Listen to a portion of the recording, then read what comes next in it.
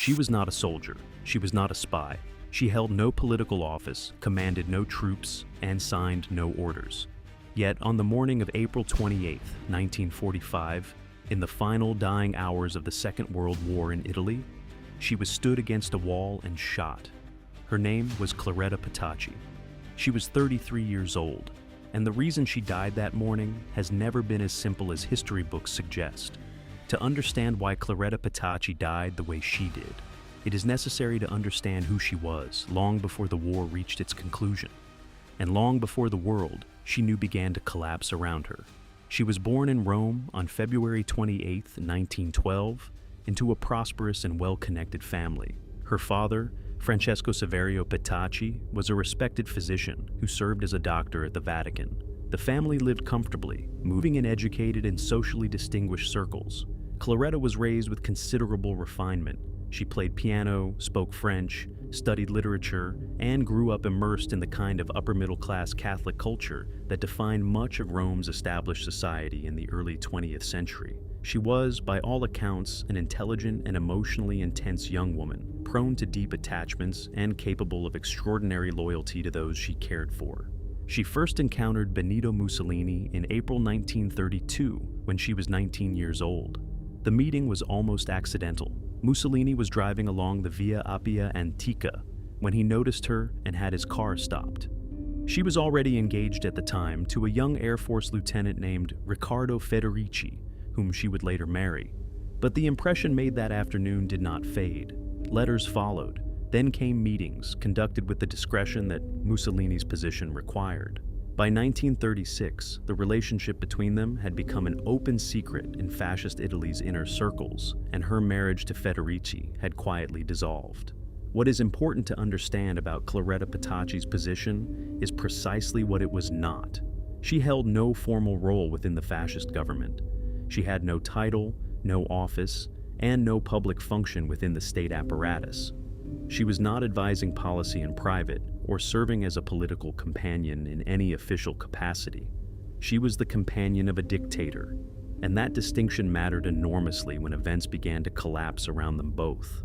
By the late 1930s, Mussolini had arranged for her to occupy an apartment directly connected by an internal corridor to his offices in the Palazzo Venezia in Rome. She was, in practical terms, installed at the physical heart of fascist power, not as a participant in it, but as a permanent private presence within it. Her access to Mussolini was daily and intimate. Ambassadors, generals, and foreign ministers knew of her. Some resented her openly. Some attempted to use her as an informal channel to reach Mussolini on matters they could not raise through official routes. Most simply accepted her as an immovable feature of his world. Her family also benefited substantially from the association. Her brother Marcello Petacci secured contracts and business arrangements that would have been impossible without his sister's proximity to power. This entanglement would later be turned against her, not because she directed any of it, but because it made her family, in the eyes of her enemies, inseparable from the corruption and privilege of the fascist elite. By the time Italy entered the Second World War in June 1940, Claretta was entirely bound to a man whose fortunes were already beginning to turn against him. She had staked everything, her marriage, her reputation, her social standing, on Mussolini. And as the military disasters of the Italian campaigns in Greece, North Africa, and the Soviet Union mounted one after another, the world she had built around herself began to fracture in ways that could not be reversed. She did not leave. She stayed through the unraveling, and that choice, made deliberately and with full awareness of what it cost her, would eventually define not just how she lived, but how she died. What came next pushed that loyalty to its absolute limit, and brought Italy itself to the edge of destruction. By the summer of 1943, Italy was in crisis on every conceivable front. The Allied landings in Sicily in July of that year broke whatever remained of the Italian military's capacity to resist. Cities across the south were falling one after another.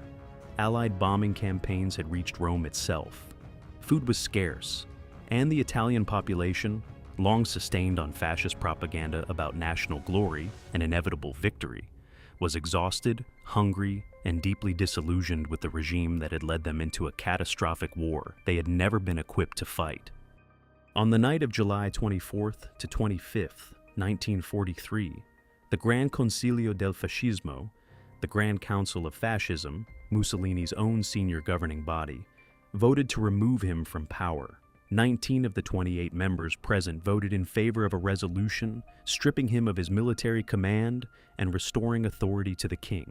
It was a political betrayal delivered by the very men who had built their careers inside the fascist system and owed their positions entirely to Mussolini's patronage. He was arrested the following day on the orders of King Victor Emmanuel III and taken away under guard, replaced as head of government by Marshal Pietro Badoglio. For Claretta, the arrest was sudden and alarming. The corridors of power she had moved through daily were now controlled by men who regarded her as a liability and a symbol of the old regime's worst excesses.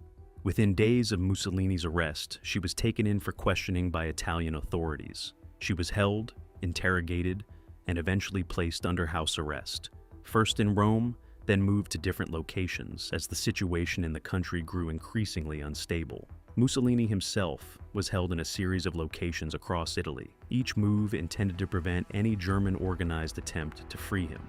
In September 1943, a German airborne rescue operation, ordered personally by Adolf Hitler and led by SS officer Otto Skorzeny, extracted him from his prison at the Campo Imperatore Hotel high in the Apennine Mountains.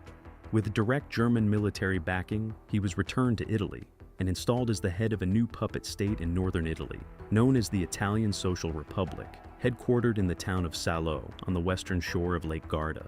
Claretta was eventually released from custody in the altered political landscape that followed these events, and made her way to the territory of the Salo Republic, where she resumed her relationship with Mussolini. But the republic she found him presiding over was a diminished and grim thing. He was now a figurehead in every meaningful sense, dependent entirely on German military support, surrounded by internal rivalries, informants, and factional violence. He was fully aware that Germany itself was losing the war on every front. He was aging visibly, and those around him noted the change with unease. His health had deteriorated sharply. Those who encountered him in these final months described a man who had become hollow, performing the gestures of leadership without the underlying authority or conviction that had once made him formidable. Claretta was present through all of it. She witnessed the internal fractures, the waves of arrests and executions of figures within the Salo government, and the slow disintegration of everything that remained of fascist power in Italy. She was not sheltered from any of it. She saw the executions, including the execution in January 1944 of Galeazzo Ciano, Mussolini's own son-in-law and the former foreign minister, who had been among the men who voted against him in the Grand Council 6 months earlier. Mussolini signed the order confirming Ciano's death sentence. Claretta was close enough to that world to know exactly what it meant. What made her position uniquely dangerous was not simply the man she had chosen to stay beside. It was what she had accumulated over the years of that relationship, what she had witnessed, what she had been told in private, and most critically, what had been written down. Because Claretta kept letters, and Mussolini had written to her in extraordinary volume over the course of more than a decade. Those letters were about to become one of the most politically sensitive objects in all of occupied Europe. And who wanted them, and why, is where the story takes its darkest turn. Among all the elements that define Claretta Petacci's story, none is more consequential, and none has been more deliberately obscured than the matter of the correspondence between her and Benito Mussolini. Over more than a decade together, Mussolini wrote to Claretta in remarkable and unguarded detail. These were not merely personal declarations. The correspondence, by all accounts of those who have studied the available evidence, included candid private assessments of military situations, frank opinions of foreign leaders, and, most significantly, references to communications and agreements that touched directly on Fascist Italy's relationships with other European powers during the critical years leading up to and into the war. Among the letters, according to researchers who have spent decades examining the documentary record, were communications connected to exchanges between Mussolini and Winston Churchill. The full nature of that correspondence has been the subject of sustained and serious historical debate. What the available evidence suggests is that during the late 1930s and into the early period of the war, there existed a documented channel of written communication between the two leaders. Some accounts indicate that Churchill, writing in his capacity as a senior British political figure before he became Prime Minister, had done so in terms that Mussolini had carefully preserved, letters that could, in the wrong hands and at the wrong moment, have created serious embarrassment for Churchill and for the British government at the very moment when Churchill was leading the Allied cause to its conclusion. Whether those specific letters were among the documents that Claretta personally held or had access to remains a matter of ongoing historical inquiry. What is not in dispute is that by the spring of 1945, multiple competing parties, the Italian partisan movement, the remnants of the fascist government, and British intelligence operatives active in northern Italy, were all acutely aware that documents of extreme political sensitivity were somewhere within reach of Mussolini or those in his immediate circle. Claretta was not simply a bystander to this. In the view of those most urgently seeking the documents, she was potentially their custodian. Her brother Marcello was also understood to be involved in the movement and handling of at least some of these materials. The intensity with which certain parties acted in the final days of the war was not driven solely by the desire to apprehend Mussolini. It was also driven by the need to locate, control, and in some cases destroy whatever remained in his possession. By April 1945, Mussolini had moved to Milan, attempting in his final days to negotiate some form of arrangement with the partisan leadership that might preserve his life. Those negotiations failed entirely. On April 25th, as Allied forces advanced rapidly northward and partisan uprisings broke out across the cities of northern Italy, Mussolini abandoned Milan and joined a column of German military vehicles retreating toward the Swiss border along the western shore of Lake Como. Claretta had been urged by multiple people, including figures connected to the partisan movement, to separate herself from him and seek her own safety independently. She refused each time. She had made her choice years before, and she was not going to unmake it now. On April 27, 1945, the convoy was stopped at a checkpoint near the village of Dongo by members of the 52nd Garibaldi Brigade, communist-aligned partisans of the Italian resistance. Mussolini was discovered hiding in the rear of a German military truck, wearing a German overcoat in an attempt to pass undetected among the German soldiers. He was taken off the vehicle and placed under partisan guard. When Claretta learned he had been captured, she went directly to the partisan officers and demanded to be brought to him. She refused to be turned away. The partisans eventually brought her to the small villa in Giuliano de Mezzegra, near the village of Bonzanigo, where Mussolini was being held. The two were placed together in a room. She had not been forced there. She had insisted on it. And that decision placed her directly in the path of what had already been set in motion by people she had never met, for reasons that had nothing to do with any crime she had committed. The morning of April 28, 1945, was gray and cold over the waters of Lake Como. Inside the Villa Belmonte at Giuliano de Mezzegra, Benito Mussolini and Claretta Petacci had spent the night under partisan guard. They were not mistreated. They were simply held and watched while, somewhere beyond those walls, decisions about their fate were being finalized. In the early afternoon hours of that day, the precise timing varies across different accounts. A man arrived at the villa who had not come from the local partisan brigade. He carried with him orders from a source that the local commanders had not issued and did not fully control. The man most consistently identified in accounts closest to the events is Luigi Longo, or in most detailed histories, the partisan commander known by the operational name Colonel Valerio. His true identity has itself been a subject of significant dispute among Italian historians for decades.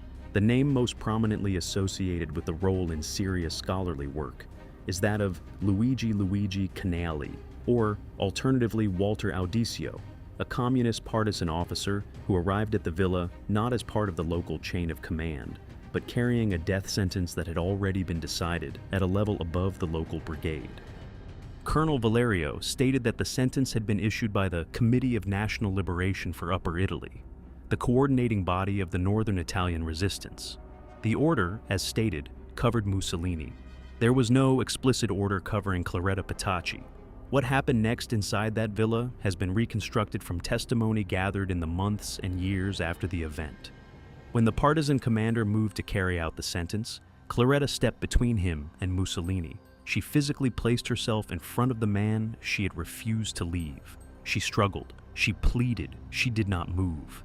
The decision, whether made on the spot by the commander or in accordance with instructions given in advance for precisely this contingency, was to shoot her alongside him. She was taken outside with Mussolini. They were stood together in the gateway of the villa on the Via 24th Maggio. Mussolini was shot first. Claretta was shot in the chest. She died within moments. She was 33 years old. She had been given no trial. No formal charge had been brought against her. No court or tribunal of any kind had examined any case against her. She died in a gateway by a lake on the orders of men whose precise authority to issue that sentence has never been satisfactorily established before any legal body. The bodies were transported overnight to Milan. In the early hours of April 29th, they were hung upside down from the roof of an Esso petrol station on the Piazzale Loreto, the same public square where, the previous August of 1944, fascist forces had displayed the bodies of 15 executed partisans. The choice of location was deliberate and pointed. It was an act of symbolic reversal and public vengeance. Photographs of the scene circulated around the world within days. For much of the international press, the images represented the final collapse of fascism. But for those who looked carefully at what had actually happened, a series of questions emerged that no one in authority showed any interest in answering publicly. Why, precisely, was Claretta Petacci included in the execution? The official account, that she forced the partisan commander's hand by physically refusing to step aside, has been treated with deep skepticism by serious historians. The timeline of events, the identity and external origin of the commander who carried out the sentence, and the immediate disappearance of Mussolini's documents all pointed toward a conclusion that the official version was at best incomplete. At worst, it suggested that Claretta Petacci's death had been considered necessary not as a consequence of her actions in those final moments, but because of what she carried and what she knew. Within days of the executions at Giuliano di Mezzegre, something became evident to those sorting through the aftermath. Documents were missing. The briefcase, or briefcases, that Mussolini had been carrying when the partisan checkpoint stopped the convoy at Dongo had been searched by the local brigade. Materials were removed. Some were passed between different political factions within the resistance movement. Others were never publicly accounted for, and no comprehensive inventory of what had been seized was ever officially released. British intelligence had been active in northern Italy throughout the final phase of the war. Elements of the Special Operations Executive, along with other British military intelligence personnel, had operatives embedded with or in close proximity to the partisan movement. The question of what documents Mussolini had been carrying, and specifically whether those documents included any written record of correspondence with senior British political figures, was a matter that had been tracked with direct concern from London. In the years following the war, Italian journalists and historians began to pursue this thread with increasing persistence. The most sustained of these investigations produced evidence, some of it circumstantial, some of it derived from Italian state archives and the testimonies of surviving participants, that British intelligence operatives had been directly involved in the recovery or disposal of at least a portion of the materials seized at Dongo. The central concern, as it emerged across decades of investigation, was the possibility that letters between Mussolini and Winston Churchill were among the documents in question. Letters composed during the period from approximately 1933 to 1940, when Churchill was not yet Prime Minister, but was among the most prominent political voices in Britain. If such letters existed and contained sentiments that appeared accommodating toward the fascist government in Rome, or private political opinions that could be exploited by Churchill's opponents in the fraught landscape of post-war British politics, their containment would have been a matter of acute urgency. Churchill returned to the office of Prime Minister in October 1951. The question of any documented political association between Britain's wartime leader and the executed dictator of fascist Italy was not a matter that any British government, of any party, would have been willing to see enter public circulation in the years immediately following the war. Italian researchers pressed for access to British archival materials related to these events. Some documents were eventually released through the United Kingdom's standard archival processes. Others remained restricted. The precise content of whatever communications may have passed between Churchill and Mussolini has never been definitively confirmed or denied in any document placed before the public. What can be stated with confidence is this: the partisan commander who arrived at Giuliano di Mezzegra came with orders that the local brigade had not issued and could not fully account for. The execution was carried out with deliberate speed and without any legal process. The documents Mussolini carried were handled in a manner that prevented any systematic public accounting. And Claretta Petacci, who had spent nearly a decade in daily proximity to Mussolini, who had access to his most private correspondence, and whose brother had been involved in the physical handling of sensitive materials, was killed alongside him without any credible justification ever being offered to the public or to any court. Whether she was killed because she placed herself in the partisan commander's path, or whether her death had already been considered a necessary part of what was being carried out that afternoon, the historical record has not resolved. What the record does show is that those in a position to resolve it have never chosen to try. The final chapter of her story, what happened to her name, her memory, and the question of accountability in the decades that followed, makes clear just how completely certain powerful interests preferred that Claretta Petacci remain a footnote rather than a subject. The photographs from the Piazzale Loreto traveled across the world within days. In the immediate post-war period, they were received largely as documentation of fascism's deserved end. Claretta Petacci appeared in those images as an adjunct to the main story, Mussolini's companion, a peripheral figure caught in the collapse of the regime she had attached herself to.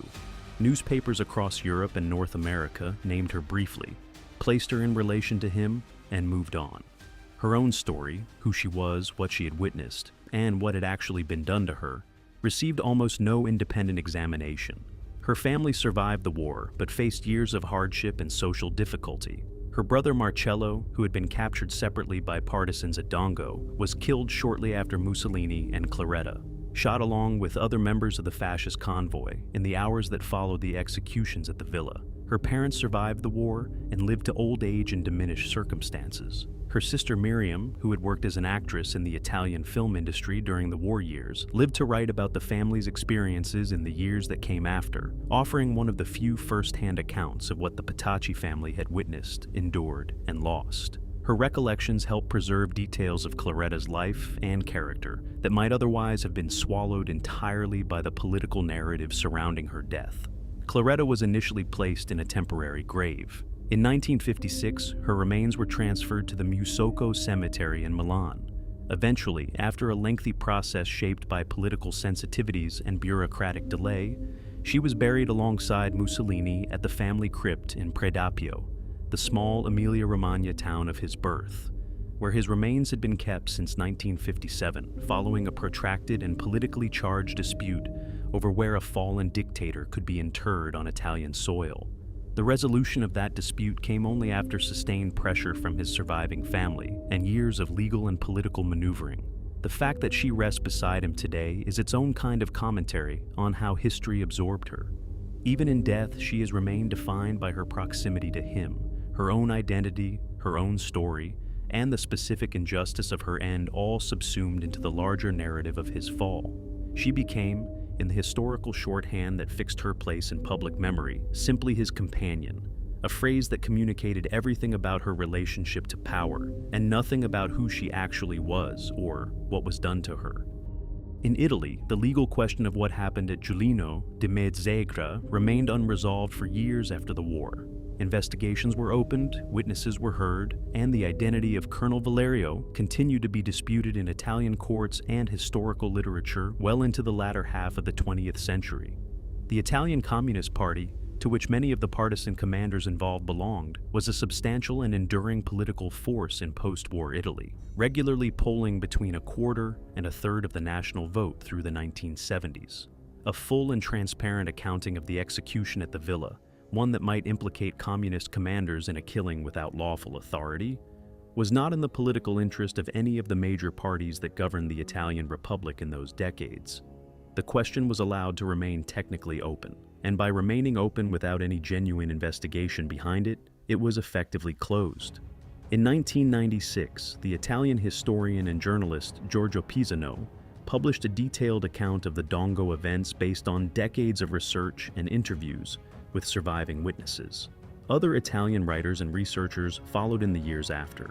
What emerged across multiple serious investigations conducted independently of one another was a consistent picture, an execution carried out under orders that bypassed the partisan movement's formal command structure, coordinated in part with external interests whose identity has never been officially confirmed, and followed by the handling of documents in a manner that prevented any systematic or public accounting. For Claretta Petacci herself, serious historical reassessment came slowly and incompletely. For most of the post-war decades, she was cast as a symbol of fascist excess and moral compromise. A woman who had chosen power's proximity and paid the inevitable price for that choice. The moral complexity of her actual situation received little serious attention from historians, and almost none from the public. Her individuality was flattened into a symbol, and the symbol served the needs of those writing the history of those years. More recent historical work has begun to challenge that framing in important ways. The facts, taken plainly, are not ambiguous on the central point. She was killed without a trial, without a formal charge, without any legal process of any kind. She had not taken up arms. She had not held any office within the fascist state. She had not ordered the imprisonment or death of any person.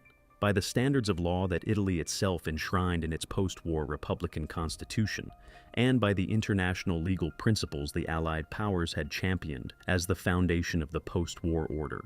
What was done to her at the gate of that villa on the afternoon of April 28, 1945, had no legitimate foundation whatsoever. Whether those who ordered her death acted out of revolutionary urgency, political fear, or a calculated determination to ensure that certain knowledge stayed buried permanently, the full truth has not been placed before the public. What the historical record does tell us is that Claretta Petacci's story is not a simple love story with a tragic ending. It is the story of a woman who became, in her final hours, inconvenient to forces far more powerful than any she had ever sought to serve, and who paid for that inconvenience with her life. If you enjoyed this video, please like and subscribe to our channel so you never miss out on more history documentaries.